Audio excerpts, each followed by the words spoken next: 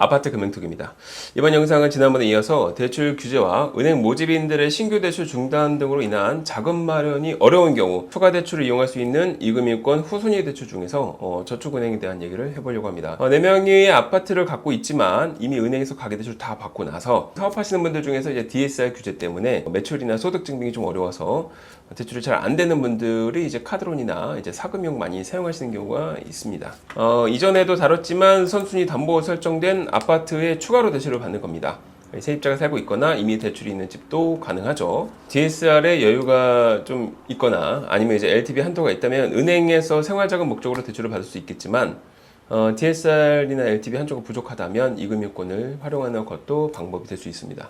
후순위 대출은 근저당 설정 순위가 2순위 또는 3순위이기 때문에 금리가 일반 주담대보다는 높습니다. 아무래도 또 이제 신용대출 같은 경우는 이제 원리금균등 상환으로 월 불입을 하기 때문에 매월 내야 되는 금융 비용에 대해서는 아무래도 만기 일시가 유리할 수 있겠죠. LTV 같은 경우는 현재 아파트의 KB 시세를 기준으로 하고 있지만 현재 실거래가 혹은 경매 낙찰률을 감안해서 그 한도가 정해지게 됩니다. 자영업자 혹은 일반 사업자라면 아파트 시세의 최대 85% 내지는 이제 신규 사업자라면 최대 80%까지 대출을 이용할 수가 있고요. 물론 이제 담보로 할 아파트의 그 지역과 그리고 대출을 받는 차주분의 컨디션에 따라서 LTV 한도는 조금씩 달라질 수는 있습니다. 자, A 고객의 사례를 보겠습니다. 은행에서 DSR 초과로 추가 한도가 나오지 않는 경우였어요. 경기도 안양시 동안구의 이제 시세 약 8억 원대의 아파트였고 차주분은 이제 맞벌이하는 부부셨어요. 은행 가계대출로 이전에 60%가량의 대출을 받으신 고객이었고 기존 신용대출을 포함해서 이제 대출이 많은 상황이었기 때문에 은행에서는 더 이상의 추가 대출이 어려웠던 그런 상황이었습니다. 자, 이분들 같은 경우는 이제 은행에서 주택을 담보로 하는 대출을 최대치 받아 놓으셨고 이미 신용대출도 다 사용 중이셨어요. 여기 상황에서 추가 대출을 마련을 요청을 해주셨는데 은행에서 안 되면 이제 이금융권으로 가야 되겠죠. 자, 아파트 시세가 나쁘지는 않아서 후순위 자금이 생각보다 많이 나올 수는 있었는데 와이프분께서 매출이 미비했지만 그래도 이제 코로나 시즌 때 만들어 놓은 그 온라인 도서 매업 사업자가 있었어요. 그 사업자를 통해서 사업자금 용도로 후순위 담보대출을 이제 이금융권에서 이용하실 수가 있었죠. 자, B 고객의 사례를 보겠습니다. 기존 대출을 상환하기 위해서 이제 후순위 담보대출이 필요한 고객이셨어요. 이제 경기도 수원시의 6억 원대의 이제 구축 대단지 아파트였습니다. 개인 사업자셨고 신용점수가 약 700점대로 그래도 좀 낮은 상황이었고 사업자금으로 신용대출과 이제 자동차 담보대출로 캐피탈을 이용하셨습니다. 차량 담보대출의 한도가 5천 정도를 받으셨는데 금리는 16%대 이거를 이제 원리금으로 이제 상환하시는 그런 분이셨습니다.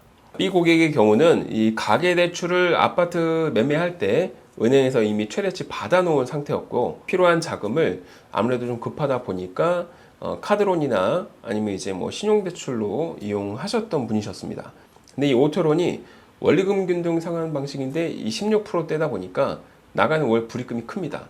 이자도 높지만 원금 자체가 크기 때문에 이자랑 원금을 같이 납부하면 아무래도 부담이 되겠죠. 그래서 이제 이거를 상환하는 거를 좀 요청을 주셨는데 기존의 아파트 가계대출 후순위로 이제 저축은행을 통한 사업자금을 마련을 할 수가 있었습니다. 저축은행 같은 경우는 후순위 대출이 만기 상환으로 들어가기 때문에 이자만 납부를 하게 되죠. 금리도 기존에 쓰셨던 신용대출보다는 아무래도 절반 정도에 해당하는 금리를 이용하실 수가 있고요. 기존에 또 오토론이 너무 비쌌기 때문에 이거를 이제 일부 좀 대환을 하고 그리고 사업자금용으로 이제 대출을 사용하실 수가 있었죠. 자, C 고객의 사례를 보겠습니다. 상가 보증금 반환용으로 대출이 필요하셨고요. 경기도 고양시 일산에 위치한 주상복합의 아파트였고 물건은 시세가 약 7억 정도 됐습니다. 차주분 같은 경우는 이제 임대사업자이셨고 신용점수는 700점대 가계대출로 이미 70% 사용 중이셨고 소득 증빙이 좀 어려웠습니다. 임대소득이 좀 미비했고 카드를 이제 월 500 정도 사용하셨던 분이셨어요. 이게 보통 후순위를 담보로 하는 이 사업자금 같은 경우는 부동산 관련 사업자는 대출이 좀 어렵습니다. 그래서 다른 사업자가 있거나 혹은 사업자의 이 업종 혹은 이제 업태에서 부동산 관련이나 임대 사업을 빼는 경우가 있습니다. 대출을 받기 위해서. 해당 차주분은 다른 사업자가 있지는 않았고 그냥 후순위를 담보로 한 그 P2P 대출을 요청을 해주셨어요. 다른 사업자 만들기도 좀 어렵기도 하고 거기 임대사업자 빼기도 좀 번거롭다고 하셔서 잠시 쓰신다고 해서 P2P 대출을 이제 해드렸고, 이 플랫폼 수수료가 다소 좀 비싸긴 했지만 다행히도 이제 자금 마련을 할 수 있어서 원하시는 그런 목적으로 자금을 해결할 수가 있었습니다.